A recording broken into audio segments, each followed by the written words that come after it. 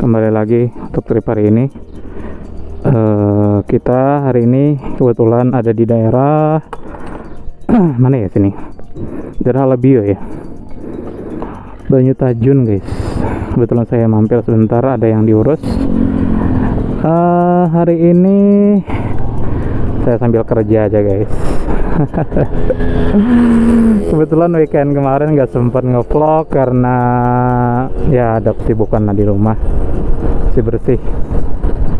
Jadi ya hari Senin aja deh sekalian jalan, sekalian ngevlog. Oke. Terima kasih kalian yang udah nonton kembali untuk vlog saya hari ini. Kita hari ini nggak kemana-mana guys.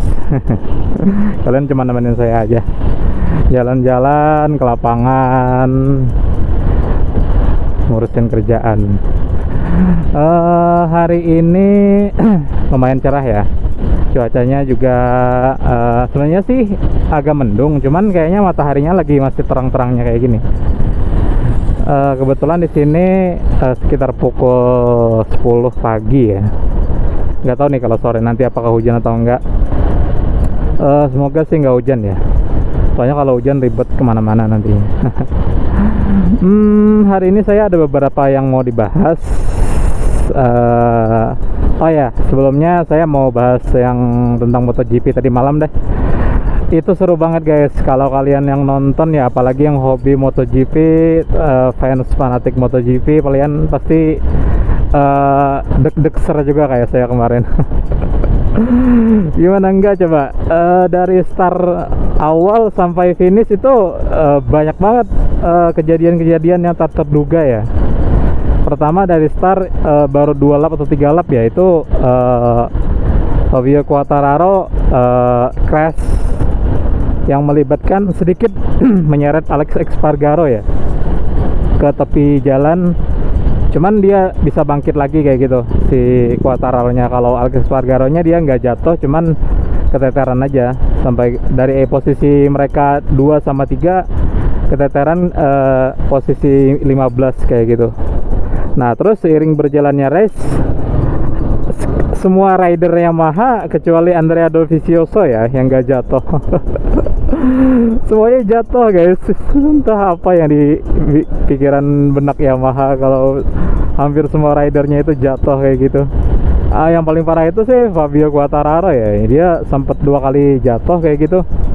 Franco Morbidelli juga jatuh. Terus siapa lagi tuh, Drive Binder ya, itu pokoknya yang tim satelitnya itu deh, juga jatuh kayak gitu. Padahal di posisi awal itu dikuasain sama tim Ducati ya, terutama Francesco Bagnaia sama siapa ya posisi 2 itu, Johan Zarco ya. Ya pokoknya Ducati deh. Bukan, timnya Valentino Rossi itu, lupa saya namanya. Pokoknya nomornya itu 72 kalau nggak salah ya. Nah itu mereka menguasain tuh 3 posisi teratas sampai pertengahan, sampai dikibarkan bendera rain flag kayak gitu, bendera mau turun hujan ya.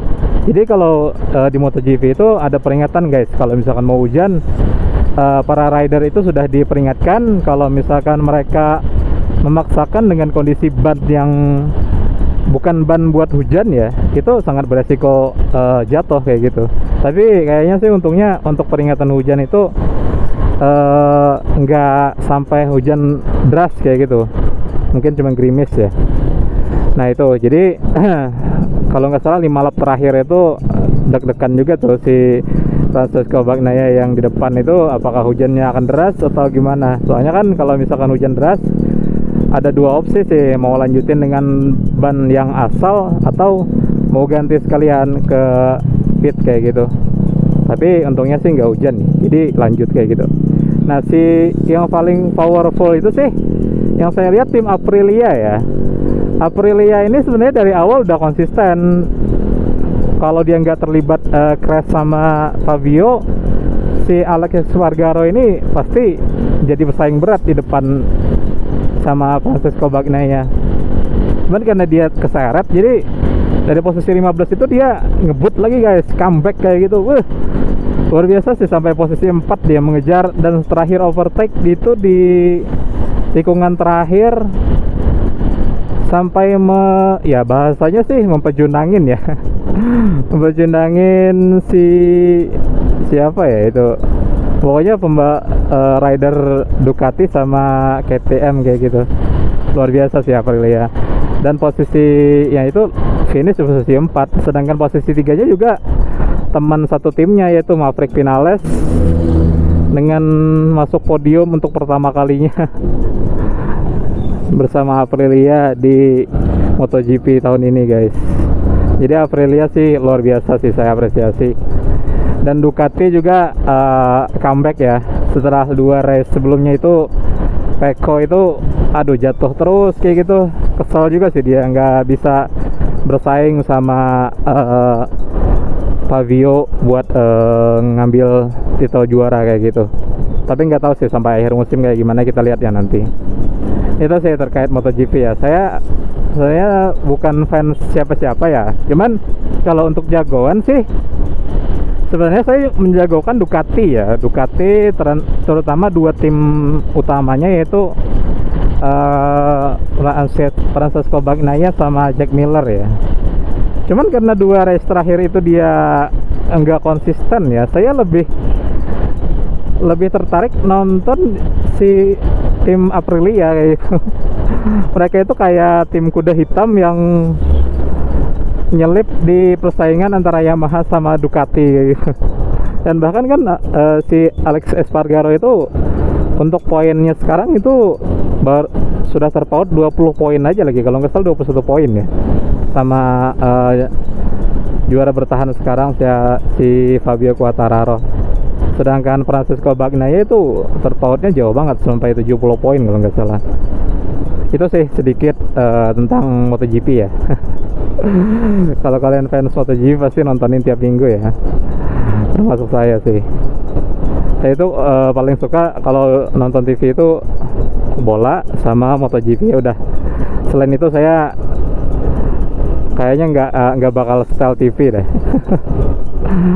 Terus apa lagi ya yang kontroversi sekarang? Oh ya, yang apa ya, yang terbaru itu kan ini di luar MotoGP ya, terkait Holy Wings guys. Sekarang kan lagi rame tuh apa-apa di Holy Wings, berantemnya kayak gitu. Apa-apa bacot di media sosial, selesainya di Holy Wings kayak gitu. Holy Wings itu kalau kalian nggak tahu ya, itu sejenis kayak kalau bahasa simpelnya sih usaha ya, yang dikuasain sahamnya itu kalau nggak salah sebagian saham itu atau saham utama ya dikuasain sama Hotman Paris katanya, sama Nikita Mirzani ya kalau nggak salah. Nah, kontroversi yang terakhir itu katanya mereka itu ada promo ya sejenis minuman keras lah kayak gitu, entah itu bir atau apa ya. Jadi promo katanya di dalam promo tersebut dicantumkan kalau misalkan ada dari kalian yang namanya Muhammad sama apa ya, Maria ya, itu katanya gratis minum kayak gitu. Jadi kan dilaporin entah itu ada ormas atau apa ya, pokoknya itu kayak penistaan agama jatuhnya guys. Jadi kelewatan banget sih kalau misalkan memang ya sekarang kita nggak bisa pungkirin lah, apapun kalau misalkan itu bisa viral ya dilakuin tanpa perlu lihat resikonya kayak gitu. Cuman nggak tahu nih kelanjutan kasusnya kayak gimana. Cuman itu kayak apa ya, kayak kelewatan banget sih kalau menurut saya. Terlepas itu menyinggung agama apapun ya, tahu saya sih kalau udah menyebut nama Muhammad itu ya udah menyinggung panutan umat muslim kayak gitu, orang yang paling dimuliakan kayak gitu, seorang nabi ya. Terus yang Maria itu kan kalau di umat Kristiani ya itu salah satu apa ya, saya kurang tahu sih, pokoknya itu intinya simbol agama lah, yang disandingkan sama promo minuman keras kayak gitu. Jadi seolah-olah kayak bacotnya mereka itu nantangin kayak gitu. Nggak tahu sih kayak gimana ceritanya, cuman intinya itu sih gambaran kulitnya yang saya tahu ya. terlepas kontroversi yang lain, itu sih yang terbaru. Apa ya itu, kalau penistaan agama ini sangat sensitif ya, dimana kalau misalkan si pelakunya itu, contohnya aja kan, kalau kasus yang dulu-dulu itu seorang pejabat negara yang tidak membenarkan suatu ayat, itu termasuk penistaan agama juga. Padahal apa ya, mungkin maksud dia nggak menista, cuman karena mungkin entah itu lawan politik atau apa ya, jatuhnya ke situ akhirnya, walaupun dia nggak niat untuk nistain agama.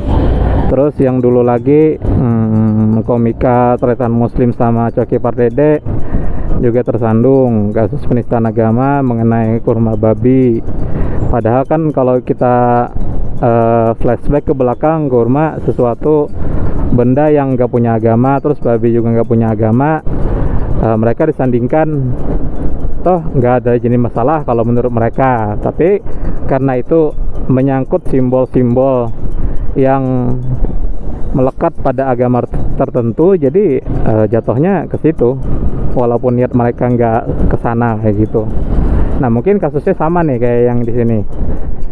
Jadi penistaan agama itu terlepas niat orang yang promo itu kayak gimana, kalau udah spesifik menuju salah satu simbol atau ya pokoknya intinya yang bersinggungan sama agama, itu udah masuk kategori penistaan agama ya.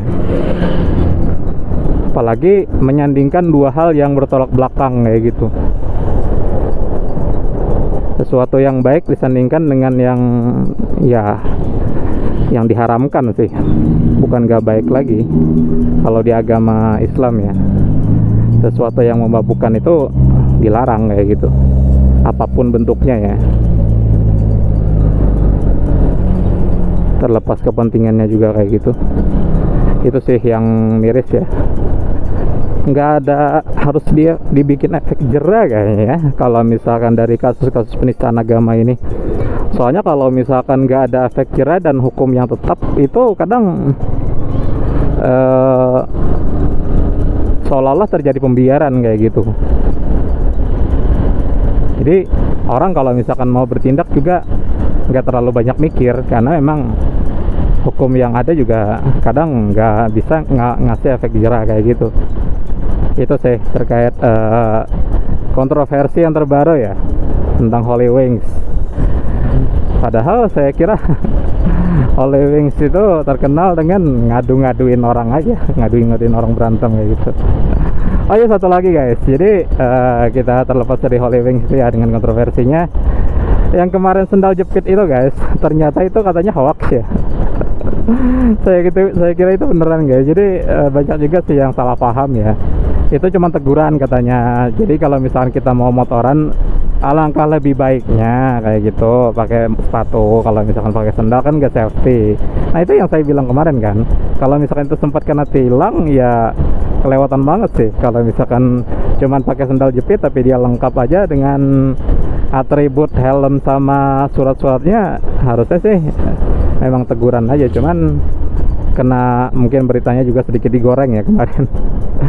Jadi sempat rame padahal nggak ditilang katanya kayak gitu. Jadi kalian nggak usah takut lagi kalau misalkan ada info kalau mau keluar atau kemana nggak pakai sepatu tiba-tiba kena tilang guys.